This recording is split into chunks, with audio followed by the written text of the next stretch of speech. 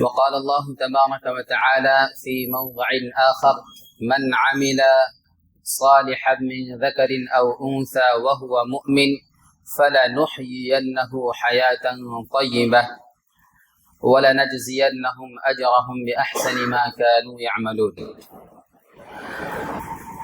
قابل قدر حاضرین مصلیان محترم اور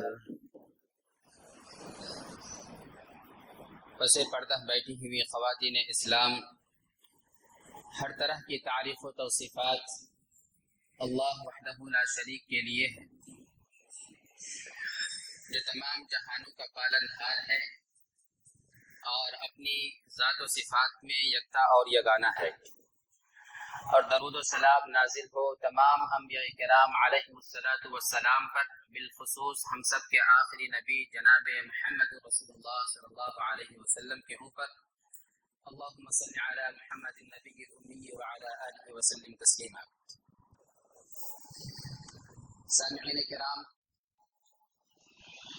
تقریباً ہم تمام کو اس بات کا شدت سے احساس ہوگا کہ ہم اور آپ جس دور میں زندگی گزار رہے ہیں، اس میں بڑی تیزی سے انسان کے ذہن کے اوپر دباؤ بڑھتا جا رہا ہے، یعنی اسٹریس کہہ لیں، تناؤ کہہ لیں، ٹینشن کہہ لیں، ڈپریشن کہہ لیں، انزائٹی کہہ لیں، یہ تمام کے تمام الفاظ کا ایک ہی مجسمہ ہے کہ انسان کے ذہن کے اوپر یہ لوڈ بڑھتا جا رہا ہے۔ ظاہر سی بات ہے کہ اسٹریس اور ڈپریشن جیسی چیزیں جب وجود میں آئیں گی تو کچھ ہی عرصہ میں اس کا جو نتیجہ سامنے آتا ہے یا آ رہا ہے وہ بہت ہی خطرناک ہے، وہ بہت ہی زیادہ حیران کرنے والی چیز ہے۔ کوئی اس کی وجہ سے حد درجہ سوچنے کا عادی ہو گیا ہے، ضرورت سے زائد وہ چیزوں کو ڈیپلی لینے لگتا ہے، سوچنے لگتا ہے۔ کوئی آس پاس کے ماحول سے الرجک ہو جاتا ہے، اسے اپنے آس پاس کہ لوگوں سے چڑ ہونے لگتی ہے، وہ اکیلا اور تنہائی کا محسوس کرتا ہے۔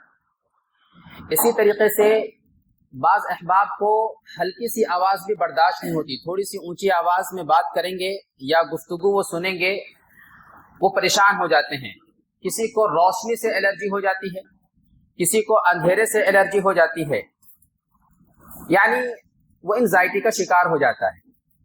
اب آپ تصور کریں کہ آج سے 50، 100، 200، 250 سال پہلے کہ لوگ ہمارے زمانے کے مقابلے میں آج ہم لوگ جو زندگی جی رہے ہیں، ہمارے درمیان زندگی جینے کے جو سہولیات میسر ہیں، کیا آج سے 100، 200، 250 سال پہلے کے لوگوں کو ایسی سہولیات میسر تھی؟ نہیں تھی۔ آج ہم لوگ الحمدللہ کس قدر پرسکون فضا میں بیٹھے ہوئے ہیں۔ ٹیکنالوجی نے چیزوں کو اتنا آسان کر دیا ہے۔ آج سے 500 سال پہلے اس فضا کو اتنا پرسکون بنانے کے لیے کوئی چیز نہیں تھی، لیکن آپ دیکھیں گے کہ اسباب اور سہولیات کے اعتبار سے 500 سال پہلے وہ چیزیں نہیں ہیں، اس کے باوجود بھی یہ ڈپریشن اور انزائٹی کے ہم شکار ہیں۔ کی تاریخ میں تلاش کرتے ہیں تو اس طرح کے امراض ہمیں ملتے نہیں ہیں، تقابل کرتے ہیں تو وہاں پہ یہ چیزیں دکھائی نہیں دیتی ہیں۔ لوگوں کے پاس جب کھانے کے لیے برتن نصیب نہیں تھے، وہ پتوں پہ کھا لیا کرتے تھے، تو گھبراہٹ اور ٹینشن نہیں تھی۔ ان کے پاس اے سی اور پنکھے نہیں تھے، وہ رات کو ہوا کرتے کرتے ان کے ہاتھ سے پنکھا کب گر جاتا تھا اور کب نیند آ جاتی تھی پتہ نہیں چلتا تھا، انہیں کوئی فکر نہیں تھی۔ آج ہمیں پنکھوں میں نیند نہیں آتی، بلکہ نیند کی گولیاں کھانی پڑتی ہیں، اور نیند کی گولیاں اسے کھانی پڑ رہی ہے جن کے بیڈ روم میں اے سی لگے ہوئے ہیں۔ नींद की गोलियां उसे खानी पड़ रही है जिनके बेड में डॉक्टर ऑर्थो के गद्दे बिछे हुए हैं। नींद की गोलियां उसे खानी पड़ रही है जिनकी दीवारें साउंड प्रूफ हैं। नींद की गोलियां उसे खानी पड़ रही हैं जिसके पास सहूलियात की तमाम चीजें मुयस्सर हैं। आखिर ऐसे क्यों? कुछ तो बदला होगा। उस वक्त से और अब में ये जो हमारे जहन में तनाव, डिप्रेशन, ये चीजें जो बढ़ रही हैं, ये कुछ तो वजह होगी। हाजरीन, मुझे लगता है कि ज़हनी सुकून आज के दौर की सबसे बड़ी जरूरतों में से एक जरूरत है, और मुझे नहीं लगता कि सिर्फ मेरी चंद बातों से आपको सुकून मिलने लग जाएगा, बल्कि ये और मौका मिलने पे इंशाअल्लाह ताला आने वाले खुतबात में मैं आपको वो असबाब तलाश करके महसूस कराने की कोशिश करूंगा कि हमारी वजूहात क्या है जिनकी बिना पे हम इन चीजों के शिकार हो रहे हैं। इस दौर में हर जनरेशन के लोग, हर उम्र के लोग हद दर्जा इस बीमारी के शिकार हैं। जिस किसी से भी पूछेंगे वो कहीं ना कहीं घुमा फिरा करके इसी जुमरे में आता है। सबसे पहली बात आप ये जहन में रखें, ये जो जहन का बदलाव है कोई अचानक नहीं हुआ है, बल्कि इसे बहुत ही तरतीब और मॉडिफाई करके, इस पे कोशिश करके इन चीजों को आपके जहन के ऊपर, हमारे जहनों के ऊपर थोपा गया है। तो पहले आप ये महसूस करने की कोशिश करें कि जब आप सच को झूठ और झूठ को सच मानने की, कहने की, समझने की जबरदस्ती अपने अंदर आदत पैदा कर लें, तो आपके जहन में यकीनन दबाव पड़ेगा, यकीनन दबाव पड़ेगा। पता नहीं मेरी इस बात को मैं आप तक, इस गहराई को मैं आप तक पहुंचा सकूं ना सकूं, लेकिन आप महसूस करने की कोशिश करें। मैं इसे एक मिसाल से अपनी बात को आसान करने की कोशिश करता हूं कि दो लोग हैं, एक चीज की मिल्कियत में दोनों आपस में लड़ रहे हैं। एक शख्स ये कहता है कि ये चीज मेरी है, दूसरा शख्स कहता है कि ये चीज मेरी है। हालांकि वो दोनों शख्स उस चीज के बारे में, उन दोनों में से किसी एक को हकीकी तौर पे ये मालूम है कि ये चीज मेरी नहीं है या वाकई है, लेकिन उसने चूंकि दावा कर दिया है तो उस दावे की बुनियाद पे उसको सच साबित करने के लिए बेशुमार दलीलें और झूठों का सहारा लेता है। लेकिन जब वो वहां से हटता है तो फौरन उसका दिल उस पे आमादा होता है, और ये जो जिगर और ये जो दिल की अदालत है उसको लताड़ता है, उसको फैसला करता है कि तुमने झूठ बोला, तुम पे लानत हो, वगैरह वगैरह। तो पता ये चलता है कि हमारा जो जहन है और हमारा दिल, दोनों में इत्तिफाक नहीं है, दोनों में टकराव है, दोनों में तजाद है। दिल कहता है कि ये चीज आपकी नहीं है, लेकिन दिमाग इस बात को कह रहा है कि ऐसे करने से ये चीज आपकी हो सकती है, तुम ऐसे कर लोगे तो ये चीज आपकी हो जाएगी। तो गोया के इंसान अपने अंदर एक ऐसी जंग को छेड़ रखा है, इस जंग के अंदर किसी ने किसी को धकेला नहीं है, खुद अपने आप को इसमें मुलव्विस करके रखा हुआ है। अक्सर खुतबात में शेर नहीं कहते, ये हमारा मिजाज में नहीं है और मनहज सलफ का तरीका कार भी नहीं है, लेकिन आज एक शेर याद आता है कि सो जाते हैं फुटपाथ पर अखबार बिछाकर मजदूर, सो जाते हैं फुटपाथ पर अखबार बिछाकर मजदूर कभी नींद की गोली नहीं खाता। जैसा कि मैंने कहा कि नींद की गोलियां किसे खानी पड़ रही है। मजदूर को कभी आपने देखा है कि दिन भर दिहाड़ी करने वाला शख्स रात को ताजमहल के ऊपर दावा ठोक दे कि ये मेरे बाप का है? अरे वो तो किसी की बाउंड्री पे दावा नहीं ठोक सकता, ताजमहल की बात कुछ और है। ये मैं दलील के तौर पे नहीं कह रहा हूं, लेकिन इसे एक गौर और फिक्र तदब्बुर करने के तौर पे मैं एक बात पेश कर रहा हूं, और सिर्फ एक सोच की बात है।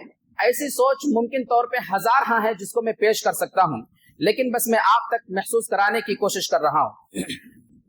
सबसे पहली चीज आज के दौर में जो उनमें से है वो ये है कि आप जो नहीं है वो दिखना चाहते हैं, आप जो हकीकत में नहीं है आप उसे दिखना चाहते हैं, और ये इतनी बड़ी जंग है अपने आप में कि इससे बड़ी कोई जंग आपस में हो ही नहीं सकता। जो आप नहीं है वो आप दिखना चाहते हैं, और ये जंग सुबह से लेके शाम तक, शाम से लेके सुबह तक, रात से लेके दिन तक, हर वक्त ये मसला लगा हुआ है। अगर आप कहीं जा रहे हैं तो ऊपर से नीचे तक आप टेंशन में हैं कि कहीं मेरे हुलिये से, मेरे लिबास से, मेरे चेहरे के एक्सप्रेशन से, मेरे चश्मे से کوئی یہ گواہی نہ نکل جائے، میرے موبائل سے کوئی گواہی نہ نکل جائے اور میرا پردہ فاش ہو جائے۔ یہ ہمیشہ آپ کے دل کے اندر یہ چیزیں آپ کو کھاتی رہتی ہیں۔ تو خلاصہ یہ ہے کہ آپ کا دل اور آپ کا دماغ آپ کے عمل کے اعتبار سے تضاد کھاتا ہے، متفق نہیں ہے، تو ظاہر سی بات ہے کہ آپ اس میں اسٹریس میں رہیں گے۔ اس کے بعد اندازہ لگائیے کہ یہ جو اوپر سے نیچے تک کا مسئلہ ہے، آپ اس کو کبھی کسی عہدہ کے طور پہ دیکھیں گے، کبھی خوبصورتی کے طور پہ دیکھیں گے، کبھی منصب کے طور پہ دیکھیں گے، کبھی کسی چیز میں دیکھیں گے، لیکن حقیقت یہی ہے کہ یہ بیماری جو ہے آج تقریباً 50 سالوں سے یہ جو بیماری ہمارے عروج میں آئی ہے، آج سے ہمارے والدین کی عمر کے لوگوں کو، جنریشن کے لوگوں کو دیکھ لیجئے، آج کی کیفیت میں، اور اتنا دور جانے کی ضرورت نہیں 100-200 سال، ان کے ہم عمری کے تقابل کے لوگوں کو بھی دیکھ لیجئے، ان میں اتنا زیادہ اسٹریس نہیں پائی جاتی، اتنا زیادہ وہ تفکرات کی دنیا میں نہیں ہوتے ہیں۔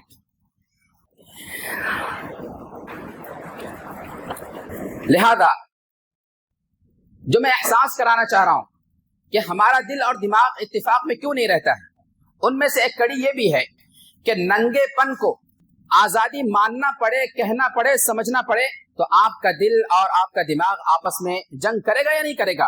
ضرور کرے گا۔ جب دھوکے بازی، چال بازی کو ہوشیاری اور عقل مندی کہا جائے اور اسے ماننا پڑے، سمجھنا پڑے، تو آپ کا دل اور دماغ تضاد پڑے گا یا نہیں پڑے گا؟ جب خیانت، وعدہ خلافی، دھوکہ دڑی سے تجارت کو، بزنس مین کو اور اس کو بزنس ٹپس کہا جائے، تو آپ کا دل اور آپ کا دماغ اتفاق کرے گا؟ نہیں کرے گا، بالکل بھی نہیں کرے گا۔ میں نے ایک مثال دی تھی، میں وہیں واپس آتا ہوں کہ ایک چیز کے بارے میں دو لوگ آپس میں لڑ رہے ہیں، ایک کہہ رہا ہے کہ یہ چیز میری ہے اور دوسرا کہہ رہا ہے کہ یہ چیز میری ہے۔ اسٹریس لیول ہائی ہونے کی جو وجہ ہے، ان میں سے ایک کو واقعی پتا ہے کہ یہ چیز میری نہیں ہے، جب وہ لڑ رہا ہوتا ہے اس تعلق سے اور اس میٹنگ کے اوپر وہ دعویٰ کرتا ہے کہ یہ چیز میری ہے، اور جیسے ہی اس میٹنگ سے وہ ہٹتا ہے، چاہے وہ ٹوائلٹ میں ہو، چاہے وہ سکون کی جگہ اپنے بیڈ روم میں تنہائی میں ہو، وہاں پہ اس کا دل اس کو لتاڑ رہا ہوتا ہے اور یہ کہہ رہا ہوتا ہے کہ تم نے غلط کیا۔ اگر آج کے دور کے تمام لوگوں کو اگر میں اسٹریس سے اور ذہنی دباؤ سے اور انزائٹی اور ڈپریشن سے بچنے کا اسے علاج بتاؤں یا خود بھی اس پر عمل کروں، تو اس کا سب سے بہترین فارمولا اور اس کا نچوڑ یہ ہے کہ آپ اپنی زندگی میں ریئلسٹ بن جائیں، آپ حقیقت پسندانہ ہو جائیں۔ اگر آپ ایسا کریں گے تو آپ کے تمام مسائل حل ہو جائیں گے۔ لیکن اب بھی لوگوں کو لگتا ہے، اور میں نے اس پہ کئی دنوں سے مسلسل میں اس پہ ریسرچ کر رہا ہوں، اور اہل علم کے تمام چیزوں کے مقالات کو میں نچوڑ پہ لاتے ہوئے میں نے اس کو جو نچوڑ نکالا ہے اس کے تعلق سے وہ یہ ہے کہ لوگوں کو لگتا ہے کہ اسٹریس، انزائٹی وغیرہ کی گولیاں کھا لو، علاج کروا لو۔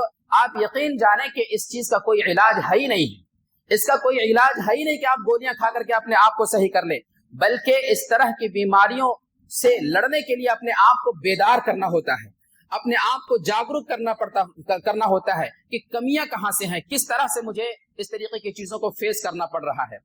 آئیے قرآن مجید کی روشنی میں یا نبی کریم صلی اللہ علیہ وسلم کی احادیث کی روشنی میں اگر ہم یہ سوچیں کہ ہمیں پرسکون زندگی جینا ہے، ہمیں ٹینشن نہیں چاہیے، تو اس کے لیے قرآن و سنت کی روشنی میں اگر ہم اصول بنائیں تو ان میں سے سب سے پہلا اصول یہ ہے کہ ہم حقیقی طور پہ اللہ کے اوپر ایمان لانے والے بن جائیں، کہ جس طریقے سے اللہ کے اوپر ایمان لانے کا حق ہے۔ اس کی وجہ کیا ہے کہ جب کوئی شخص اللہ اور اس کے رسول پر حقیقی معنی میں ایمان لاتا ہے تو اپنے قدم کے ہر حصے پر وہ اللہ تعالیٰ اور اس کے رسول کی رہنمائی کو چاہتا ہے اور اسی کے مطابق اپنی زندگی کو گزارتا ہے کہ وہی میرا مالک ہے، وہی میرا خالق ہے اور وہی میرا سب کچھ کارساز کرنے والا ہے۔ اس کی میں ایک مثال دیتا ہوں، شاید کہ آپ کے ذہنوں کے اور آپ کے دلوں میں وہ بات دستک دے اور بیٹھ جائے، میں کوشش کرتا ہوں۔ اس کی مثال یہ ہے کہ آپ نے 2 سال، 2.5 سال، 5 سال، یہاں تک کہ 10 سال کے بچوں کو کبھی گال پہ ہاتھ رکھے ہوئے گہرائی سوچ میں پڑے ہوئے دیکھا ہے؟ نہیں دیکھا، نہیں دیکھا آپ نے کہ وہ بچہ جو ابھی 2 سال کا، 3 سال کا، 5 سال کا، 10 سال کا ہے، وہ اتنی گہرائی میں ہمیشہ اس کے چہرے پہ ہنسی نہیں، مسکراہٹ نہیں، اور وہ گہرائی میں بالکل بے فکر اور بالکل سوچ میں پڑا ہوا ہو کہ پتہ نہیں میری زندگی کا کیا ہوگا۔ आपने नहीं देखा होगा इस तरीके के बच्चे, शायद इक्का दुक्का जो कुदरती तौर पे कुछ ऐसी चीजें हो नहीं कह सकते हैं, लेकिन उमूमन आम तौर पे 100% ऐसे बच्चों को आप नहीं देखते हैं कि वो अपने गाल पे हाथ रख करके और वो फिक्रमंद हों। क्यों? ये बच्चे ईमान लाए होते हैं। ईमान लाने का क्या मतलब है? ईमान का मतलब होता है यकीन होना। किस पर ईमान लाए होते हैं? ये अपने वालिदैन के ऊपर ईमान लाए होते हैं, माँ बाप के ऊपर ईमान लाए होते हैं। उनका यकीन होता है कि अगर मुझे भूख लगेगी तो खिलाएंगे ये मेरे माँ बाप, मुझे प्यास लगेगी तो खिलाने वाले ये हैं, पिलाने वाले ये हैं, अगर मुझे मेरे जूते फट गए तो जूते को सही करने वाले नए ला करके देने वाले ये माँ बाप हैं, अगर मैं बीमार पड़ूंगा तो इलाज करवाने वाले ये हैं, मुझे गर्मी लगेगी तो ठंडक देने वाले ये हैं। उस बच्चे को कोई टेंशन नहीं, उसे जो चीज महसूस होता है फौरन आके कहता है मम्मा मुझे ये जरूरत है, अब्बू मुझे ये जरूरत है। लेकिन आप देखेंगे कि उनका स्ट्रेस लेवल कभी हाई नहीं होता। अगर यही ईमान हमारे रब के ऊपर हो जाए तो क्या कोई टेंशन हो सकता है? नहीं हो सकता है। जामे तिर्मिज़ी की वो हदीस आपको याद आनी चाहिए कि लव अन्नकुम ततवक्कलूना अला अल्लाहि हक़्क़ तवक्कुलिही लरिज़्क़ुकुम कमा यग़्ज़क़ु अत-तयरु तग़दू खुमासन व तरूह बितानतन। अल्लाह पर तुम्हारा भरोसा अगर ऐसा हो जाए जैसा भरोसा परिंदों का है। परिंदों का है क्या? परिंदों का है कि वो सुबह खाली पेट तो निकलते हैं लेकिन शाम को खाली पेट वापस नहीं आते। तग़दू खुमासन, वो सुबह सवेरे निकलते हैं खाली पेट, वो तरूह बितानतन, बिताना बोलते हैं पेट को, कि वो शाम को भरपेट आते हैं। कभी हमने परिंदों को देखा कि शोरूम खोला हो, दुकान खोली हो, कभी उसने इन्वेस्ट किया हो? नहीं, उसका तवक्कुल ऐसा है, बस ये है कि वो मेहनत से जी नहीं चुराता। वो सुबह सवेरे निकलता जरूर है अपनी रोजी की तलाश में, ऐसा नहीं कि वो हाथ पांव नहीं मारता जरूर है, लेकिन वो खाली पेट नहीं आता। वो आने वाले वक्त के 10-10 साल 20-20 साल के लिए प्लानिंग नहीं करता कि हमारा क्या होगा नहीं होगा। वो वक्त की जरूरत देखता है कि इस वक्त मुझे भूख लगी है, मैं तलाश में निकलता हूं, मुझे ये जरूरत है, मुझे उसे पूरा करना है। तो आप महसूस करें कि खुशगवार जिंदगी का पहला कानून यह है कि अल्लाह पर ईमान होना चाहिए, उस दर्जे का ईमान जिस दर्जे का ईमान जरूरी है। अगर ये ईमान नहीं हो तो मैं फिर वापस पलटता हूं, और अभी मैंने आपको बच्चे की मिसाल दी थी, और मैंने बच्चे की मिसाल एक महदूद उम्र तक के दी थी कि ये बच्चा जब 2 साल 3 साल 10 साल का होता है तो इनके ऊपर स्ट्रेस लेवल और इस तरीके की चीजें नहीं होती हैं। लेकिन यही बच्चा जब 10 साल से प्लस का होने लगता है और उसको दुनियावी जिंदगी रानाया में वो मुनहमिक होने लगता है, तो अब उसे उसके माँ बाप से ईमान उसका खत्म हो जाता है, अब स्ट्रेस लेवल शुरू हो जाता है। ईमान खत्म, स्ट्रेस लेवल शुरू। उसको ये लगने लगता है कि अब जो मेरी जरूरतें हैं, इस जरूरत को पूरा करने के लिए मेरे अब्बा के पास पैसे नहीं है या इस तरह की आमदनी नहीं है, यानी उसकी जरूरियात के मुताबिक से अपनी जरूरियात को कुशादा करता है या ख्वाहिशात में मुब्तला हो जाता है। तो पता चला कि जब तक के जिस चीज की जरूरत थी, जो मांगता था वालिदैन देते थे, और जिस चीज पे इसरार करता था वालिदैन कहते थे बेटे ये तेरे लिए गलत है, वो मान जाता था या उस पे वो कंट्रोल कर लेता था। लेकिन अब आउट ऑफ कंट्रोल है, अब यहाँ से उनका ईमान खत्म, अब उसकी वो प्लानिंग में लगता है। अब आप देखेंगे इस तरह के बच्चों को कि वो अब जिस तरह उम्र बढ़ती रहती है वो उन चीजों में मुलविस होने लगते हैं। तो ये जो क्रॉस लेवल है ये आप उसका अंदाजा लगा सकते हैं। तो हमारा ये दावा है कि हमारा रब पर ईमान है, लेकिन यकीन माने कि हमारे जो आउटपुट निकल रहे हैं, हमारे अमाल जिस तरह के जाहिर हो रहे हैं, वो ईमान का तकादा नहीं करती है। अगर ईमान का तकादा है तो मुझे बताइए कि झूठ बोलकर, धोखा देकर या गलत चीजों को बयान करके तिजारत करने को किसने कहा है? जो रब खाने खिलाने को वादा किया हुआ है, आप उसी के ताल्लुक से ईमान रखते हुए भी आप झूठ बोलते हो, आप धोखेबाजी से काम लेते हो, आप जो है इस तरह के रवैये इख्तियार करते हो, और फिर आप उस अच्छे निवाले को लेकर के चाहते हो कि मुझे सुकून मिल जाए। आप सिद्क़ व अमानत के साथ काम करें तो आपका जहन परेशान नहीं होगा और यकीनन आपको जो है सो उसमें तसल्ली मिलेगी। दूसरी चीज ये है कि तकवा इख्तियार, ईमान के बाद तकवा।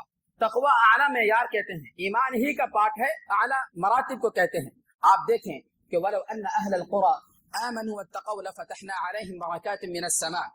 अल्लाह ताला कहता है कुरान मजीद में सूरह आराफ की आयत नंबर 96 में कि ये करिया वाले, गांव वाले लोग, वलो अन्न, मिसाल दी अल्लाह ताला ने गांव वालों के ताल्लुक से कि आमनू ईमान ले आए, वत्तक़व और तकवा इख्तियार किया। अगर ये लोग ईमान लाते हैं और तकवा इख्तियार करते हैं, लफ़तहना अलैहिम बरकातिम मिनस समाई वल अर्द, तो हम आसमानों जमीन के बरकात को खोल देंगे ان کے لیے فتح کر دیں گے۔ کیا مطلب ہوتا ہے؟ اگر ایک کسان آدمی ہے تو اس کے لیے برکت کا معنی کچھ اور ہوگا کہ آسمان سے بارش ہوگی، وہ کھیتی کریں گے اور ان چیزوں میں اللہ تعالیٰ اس موسم کو صحیح اعتبار سے رکھے گا تو اس کے اناج بہت زیادہ ہوں گے اور وہ بہت زیادہ اس کے اندر برکت کو دیکھے گا۔ لیکن جو کسان نہیں ہے آسمان و زمین کے اعتبار سے کوئی اسی زمین کے اندر مائنس یا معدنیات کا مالک ہے تو اس کے لیے اس کے برکات کچھ اور ہیں، کوئی فیکٹری کا مالک اس کے لیے برکات کچھ اور ہیں۔ تو ہمیں اللہ تعالیٰ نے زمین و آسمان کے برکات کو کھول دینے کا اللہ فتح ضرور ہم ان کو کھولیں گے، یہ یقینی طور پہ گارنٹی ہے اللہ تعالیٰ کی۔ اور آگے کہتے ہیں دوسرے جگہ پہ فرمایا کہ من عمل صالحا من ذکر او انثى وهو مؤمن فلنحيينه حياة طیبہ، کہ جس شخص نے نیک عمل کیا چاہے وہ کرنے والا مرد ہو من ذکر او انثى یا عورت، کہنے کہ وہ ہوا مؤمن، اور نیک عمل ظاہر سی بات ہے وہ حالت ایمان میں ہی کرے گا، اور وہ مومن ہو حالت ایمان میں رہ کر کے کیا ہو، کہنے کہ فَلَنُحْيِيَنَّهُ، ہم ضرور بضرور اس کی زندگی کو حیاتاً طیبہ، پاکیزہ زندگی کر دیں گے۔ پاکیزہ کا ڈیفینیشن ہماری زندگی میں ہو سکتا ہو، ہم یہ سوچ رہے ہوں کہ ہماری الماریوں میں بھری ہوئی گڈیاں ہوں، اس کو پاکیزہ کہیں گے، لیکن نہیں، صحابہ کرام کے دور میں آپ دیکھیں آپ کے لیے ایسا ہو سکتا ہے لیکن اس کو پاکیزہ زندگی نہیں کہیں گے۔ آپ کو میں نے بتایا کہ دولت کے ہونے سے یا دیگر چیزوں کے ہونے سے وہ پاکیزہ زندگی نہیں کہلاتی۔ پاکیزہ زندگی اصل میں وہ ہے کہ آپ کے ذہن و دل میں ہموم و غموم کی چیزیں کوئی چیز نہ ہو، فکر اور تفکرات نہ ہو، اسٹریس نہ ہو، ڈپریشن کے شکار نہ ہو۔ اگر یہ چیزیں نہیں ہیں آپ کی زندگی میں انوار و برکات ہیں، آپ خوشحال ہیں، آپ اللہ تعالیٰ کا شکریہ ادا کریں اور اس پہ جتنا چاہیں آپ صدقات و خیرات کریں، اور تمام چیزوں کے ہونے کے باوجود بھی اگر یہ چیزیں نہیں ہیں تو پھر بیکار ہیں۔ اللہ تعالیٰ کی یہ گارنٹی ہے، اللہ تعالیٰ کی یہ گارنٹی ہے کہ جو نیک عمل کرے گا فَلَنُحْيِيَنَّهُ، ہم اسے ضرور پاکیزہ زندگی دیں گے۔ یہ تو دنیا کی بونس ہے، اس عمل کا بدلہ نہیں ہے۔ ایک بات یاد رکھیں کہ اس عمل کا جو ہم عمل کر رہے ہیں کہیں آپ کو یہ لگے گا کہ ہماری زندگی میں اس کا بدلہ ہے، نہیں۔ آگے اللہ تعالیٰ آگے ارشاد فرماتا ہے کہ یہ تو دنیا کے اندر بونس ہے کہ اگر آپ نیک عمل کرو گے تو دنیاوی زندگی بہتر کر دی جائے گی، پاکیزگی کر دی جائے گی۔ اور آگے فرمایا کہ وَلَنَجْزِيَنَّهُمْ أَجْرَهُمْ، اور ہم ضرور اس کا بدلہ اجرہم آخرت کے اندر دیں گے، بِأَحْسَنِ مَا، جو اچھے کام کیے تھے آپ نے اس سے بہتر بدلہ دیں گے، اس سے بہتر بدلہ دیں گے وہاں پہ۔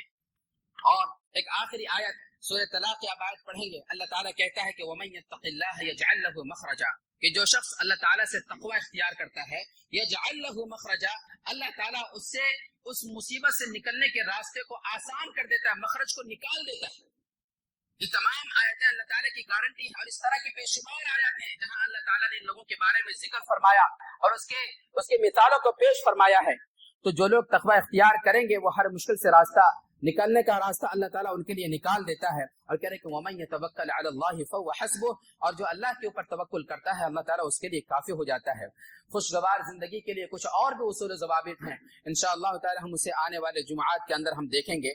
فی الحال ہمیں خلاصے کے طور پہ یہ ہے کہ ہمیں حتی الامکان اس طرح کے اپنی زندگی میں عمل کو لانا ہے اور کوشش کرنا ہے کہ ہمارا اس عمل کے تعلق سے ہمارا دل اور دماغ متفق ہو، ہمارا دل اور دماغ اس سے ٹکراؤ نہ کھاتا ہو، تو ہماری زندگی بہتر ہو جائے گی۔ باری تعالیٰ ہمیں کہنے سننے کے ساتھ عمل صالح کرنے کی توفیق عطا فرمائے۔ مسلمان جہاں کہیں بھی بستے ہوں باری تعالیٰ ان کی عزت و آبری کی حفاظت فرمائے، ہماری مساجد کی، علماء کرام کی، سلف صالحین کے منہج کی حفاظت فرمائے، اور ہم سب کو توحید کے شعار پہ باقی رکھ، اور جب ہم خاتمہ فرما تو ایمان پر خاتمہ فرما۔ جو مقروض ہیں باری تعالیٰ انہیں غیبی مدد عطا فرما، جو بیمار ہیں انہیں شفاء کلیہ عاجلہ دائمہ مستمرہ نصیب کرے، اور وہ بہنیں بیٹیاں جو نکاح کی عمر کو پہنچ چکی ہیں باری تعالیٰ ان کا صحیح جوڑا نصیب عطا فرمائے۔ اقول قولی ھذا استغفر اللہ لی ولکم ولسائر المسلمین واستغفروہ انہ هو الغفور